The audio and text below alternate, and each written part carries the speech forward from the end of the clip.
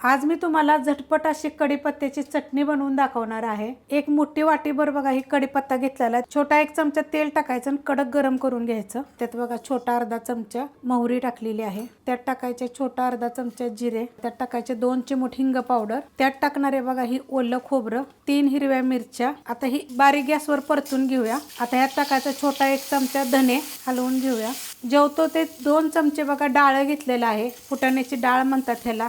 त्याला मिनिटभर परतून घेतले बघा। ह्यात टाकायचं अर्धा इंच आलं आणि 1 गड्डी लसूण।